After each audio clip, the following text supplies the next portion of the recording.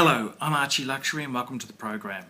Today we've got a fantastic review from my good friend Descartes, and he's just come back from attending a world-class auction. And I'll just read you the email he sent me. Attending one of the major international watch auctions is something that every watch lover should do at least once. For those who have been lucky enough to do so, for those who have not been lucky enough to do so, the Archie Luxury channel brings you a live report from staff reporter Descartes. And Descartes was on hand for the fall important modern and vintage watch auction at the famous Antiquorum auction house in New York City.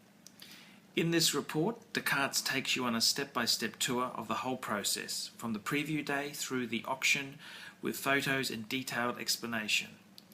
Antiquorum holds about 8 to 10 auctions per year in New York City, London, Monaco, Geneva and Hong Kong.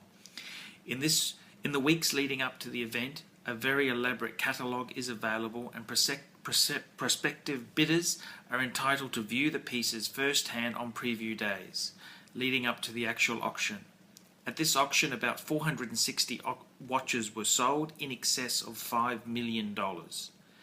The preview and the auction are held in Antiquorum's New York headquarters at 595 Madison Avenue, a classic Art Deco building in Midtown, right across the street from Torno, and in the midst of many watch boutiques in the area.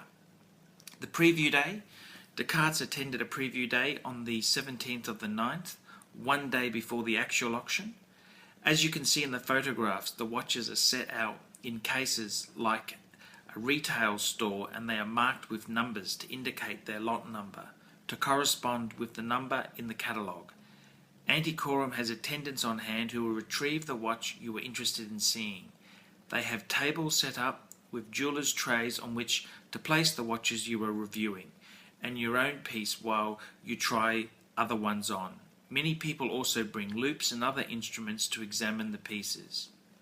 You can take as long as you like, and the atmosphere is friendly and helpful.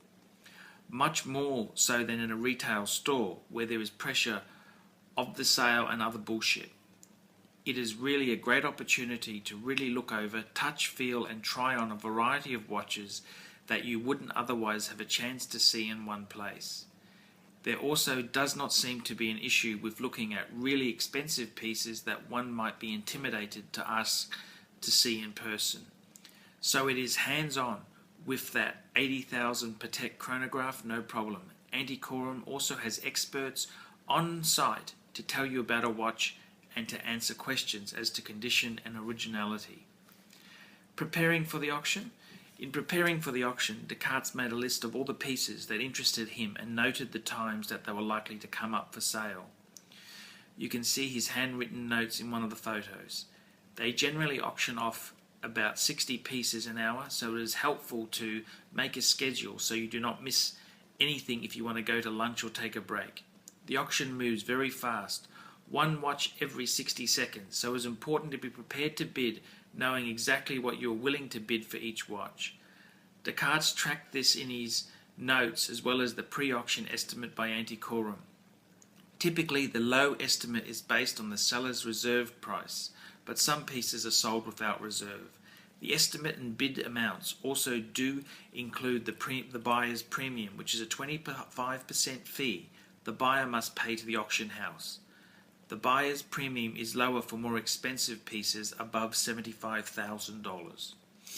In this particular auction, Descartes had his eye on the following pieces, all shown in the photos: a 1950s Vacheron in rose gold, a 2003 Daytona black dial, a vintage Daytona 6265, a Jaeger Culture Reverso Grand GMT, Audemars Jumbo 15202, and a Patek 5110 World Time, which Descartes happens to own, to see how the value of his is holding up.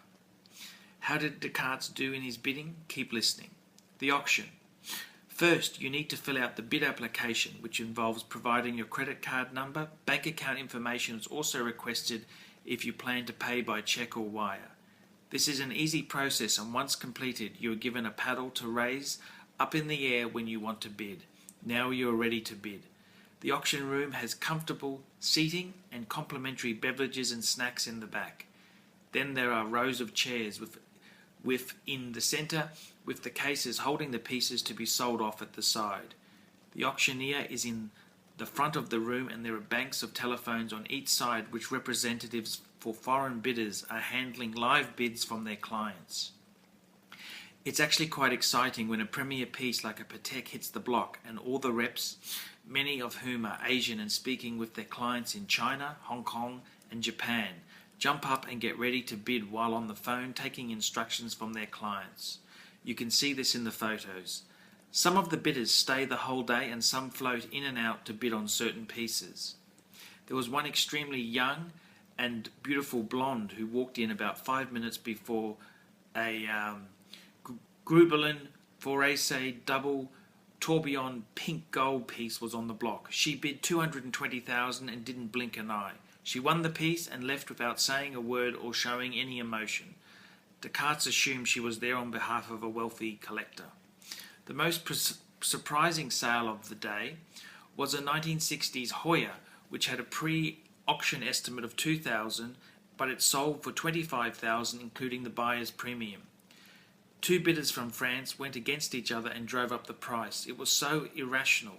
One wonders whether there was a shill bidding involved to establish a high market for this piece, for the benefit of a collector who is hoarding them. The auctioneer remarked that it must be a world record for a manual wine 1960s Hoya Chrono. Descartes learned afterwards that this watch sold in two previous auctions in recent years for around 3,000. Well, did Descartes take anything home? The short answer is no. The bidding on the piece he liked exceeded his price point this time. His second high bid on the Vacheron, but he stuck to his limits and was outbid by a bidder from China. This was an experience Descartes knows Archie would love, and perhaps on a future visit to New York, Archie Luxury can make his presence known in the international watch auctions. And I got to say, what an absolutely fantastic report from Descartes. He's got wonderful photos he's attached, and I hope you've enjoyed this very special presentation from the Archie Luxury staff reporter Descartes. See you later.